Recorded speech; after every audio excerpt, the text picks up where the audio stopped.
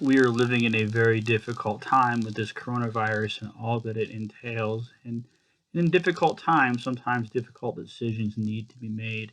And so we at Boyd Avenue Baptist Church, we've made a very difficult decision that we're going to postpone our public worship services for at least the rest of the month of March. On April 1st, we'll kind of reevaluate things and see where we are.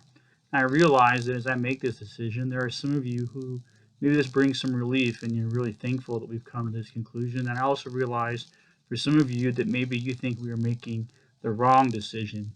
There's really not a popular answer here, but we're doing what we think is best. Now, understand that we are not stopping our public worship services out of fear. God tells us that we are not to be fearful. We're making this decision and choosing to do this out of respect. God tells us to respect our governing authorities, and they are requesting that we do not meet. If this was an ungodly request, if I felt that it was that, then I would make this decision, but I don't feel that they're asking an ungodly request of us. Our governing officials are trying to figure things out, and they're trying to decide what steps to take, and they're asking us for their help, and we have the ability to do that. We are respecting our government. We also are discontinuing our public worship services out of our respect for our members. See, we have some of our church members that are in that high risk category and they want to be here and we don't want to expose them to danger. Now, I understand that we could say, well, they just shouldn't come, but let's be honest, they want to be together just as much as we do. And so, in order to respect them, let's not give them the choice. Let's not gather together out of respect for them. Let's make that decision a little bit easier for everybody. We are also making this decision out of respect for our community. We don't want to do anything to hurt our ability to minister in our community. Let's not be that church that ignores the danger and in return endangers others. If we're going to err, I always say let's err on the side of love. Let's love our community enough to put aside our rights to meet together for the greater good of others. Now, understand as we're talking about this, we're not going to quit doing church. We're not going to quit having church. We won't quit being the church. We're just going to need to do things in different ways. Our services will be available online, and we can gather together and it'll be recorded for everybody to watch. This will include the music and the message and all aspects of worship. The plan is to have Sunday school lessons available. We'll have those available for both adults and for children. I also will have discussion questions available in the bulletin. That bulletin will be available through email or available on our website. There'll be just some discussion questions that you can get together after the service and discuss those things together.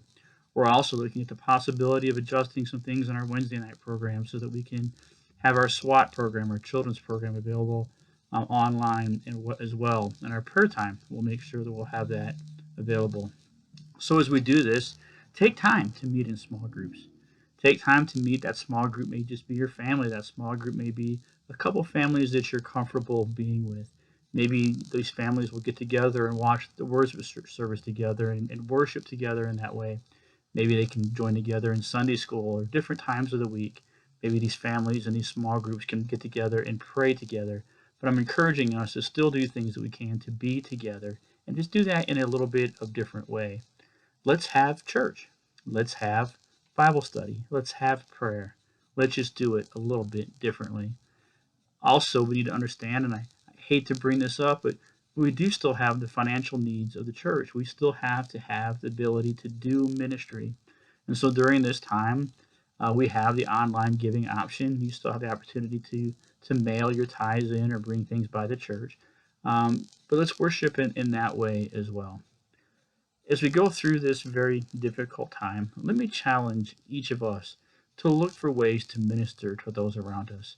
Let's open our eyes to the needs of the people that come to our church, but also the needs of the people who do not come to our church.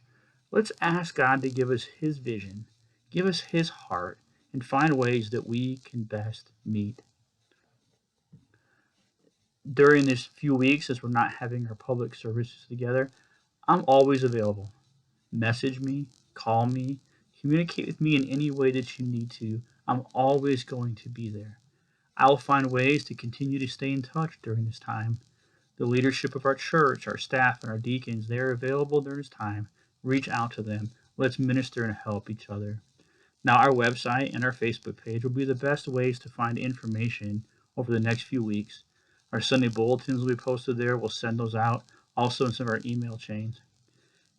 As we look at what's going on, and as I make these decisions, I want to emphasize I love our church. I love Boyd Avenue Baptist Church, and I want to make decisions that are best for Boyd Avenue, but I also love our community. I love pastoring in Casper, Wyoming, and I want to make decisions that are best for the community that I live in. Let's all do our part during these uncertain days, and let's spread the word, the gospel, the truth of Jesus, and let's love people the way that God would have us to love them.